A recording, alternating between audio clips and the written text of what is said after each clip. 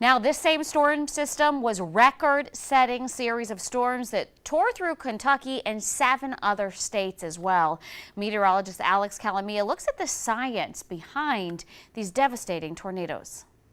The tornado outbreak last Friday on December 10th was a result of a very rare setup. Firstly, you had record-breaking warmth in the deep south and upper south, temperatures in the 70s and 80s. I mean, we're talking about December, and that was fuel for thunderstorms. Every tornado outbreak starts with a moisture source and warm air, and we certainly had plenty of that as this low pressure system swung across. That quad state tornado you can see very clearly in these tornado reports. So each of those icons are indications of potential tornado damage. That tornado strength is going to be determined based on the damage on the ground.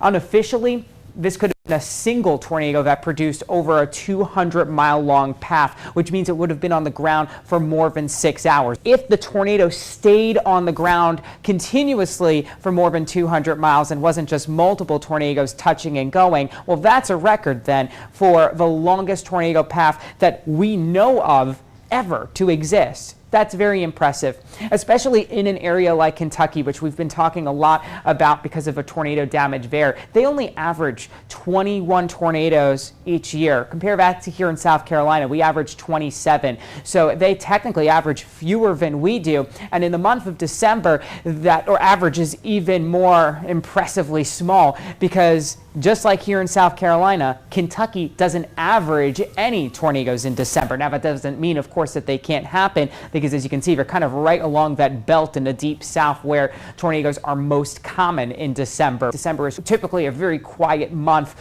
for tornadic activity. So to see an outbreak like this truly is impressive. And hopefully this puts it into perspective just how rare it is. I'm certainly thinking about all of the people there.